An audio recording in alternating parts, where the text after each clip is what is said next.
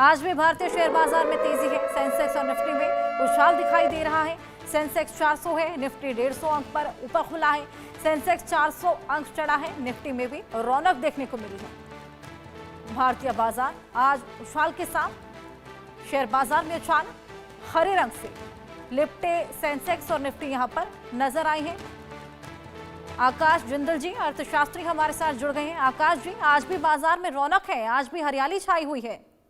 जी हाँ, बिल्कुल हरियाली छाई हुई है और इसके पीछे कारण है यूएस, जो दुनिया की सबसे बड़ी इकोनॉमी है, वहां से पॉजिटिव न्यूज आ रहे हैं। अब संभावना ये है फेड, जो यूएस का सेंट्रल बैंक है, यानी हिंदुस्तान में आरबीआई के इक्विवेलेंट है, वो रेट कट कर सकता है। यानी आगे चल के 2 रेट कट्स की संभावना वहां बन रही है। अब अगर रेट कट वहां होता है तो उसका मतलब क्या है?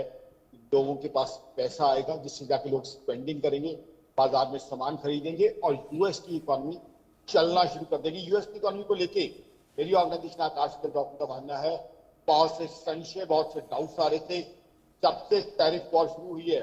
क्या यूएस की इकोनॉमी आगे बढ़ पाएगी या स्लो डाउन या रिसेशन का शिकार हो जाएगी? अब इस तरीके के संकेत आ रहे हैं। अब लग रहा है कि यूएस की इकोनॉमी प्रॉस्पर करेगी और यूएस की इकोनॉमी अगर प्रॉस्पर करती है तो पूरी ग्लोबल इकोनॉमी हो पड़ता है, क्योंकि यूएस दुनिया की सबसे बड़ी इकोनॉमी है। कहीं ना कहीं ग्लोबल इकोनॉमी से जो अच्छे संकेत आ रहे हैं कि हम देख रहे हैं, जब टैरिफ वॉर शुरू हुई है, ग्लोबल इकोनॉमी से लगातार नेगेटिव संकेत आए हैं, जिन्होंने हिंदुस्तान की इकोनॉमी को इम्पैक्ट डाला है। हालांकि हिंदुस्तान की इकोनॉमी की बात करें, स्टैंड अलोन हमारी इकोनॉमी बहुत अच्छी चल रही है। दर्शकों को बता दूं, 16 मार्च का जो डेटा है इनकम टैक्स कलेक्शन का, 16% के आसपास ग्रोथ है। मतलब क्या है कि लोग स्वेच्छा से, वॉलंटरली ज्यादा से ज्यादा इनकम टैक्स जमा कर रहे हैं। लोग इनकम टैक्स कब जमा करेंगे? जब लोगों की इनकम बढ़ेगी, जब लोगों की कमाई बढ़ेगी, यानी खुशहाली बढ़ेगी, प्रॉस्पेरिटी बढ़ेगी। तो एक बात बड़ी क्लियर है, प्रधानमंत्री नरेंद्र मोदी साहब की सरकार के अच्छे कामों की वजह से हिंदुस्तान में खुशहाली बढ़ रही है, हिंदुस्तान में तरक्की हो रही है, लोगों की जेब में पैसा आ रहा है। और अब साथ साथ ग्लोबल न्यूज यूएस से संकेत आ रहे हैं, वो बहुत बहुत अच्छे हैं।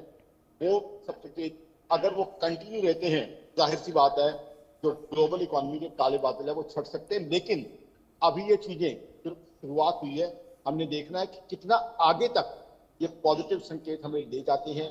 क्या टैरिफ वॉर यही रुक जाएगी या टैरिफ वॉर आगे चलती रहेगी? तो फिलहाल so far so good, but still we have to be very very cautious and watchful। तो इसमें यही है, अब तक का न्यूज फ्लो पॉजिटिव है, इसका इम्पैक्ट हम देख रहे हैं, बट आगे के लिए हमें वेट एंड वॉच करना पड़ेगा, क्योंकि बड़े इश्यूज अभी भी अपनी जगह कायम है।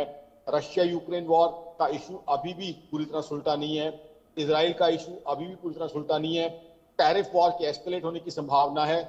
अब ये देखना है कि ये इश्यूज आगे चल के रिजॉल्व होते हैं कि नहीं। बट इसमें मैं यही कह सकता हूँ, I repeat that same thing, so far so good as of now for the past 2 days the news flow is quite good, quite encouraging, but it could be very well a short term signal or short term news flow as far as Indian economy is concerned. So we have to be very very cautious, very very watchful, and we have to have a vigil on global news events, how the global news events unfold in future. That's going to be the main thing.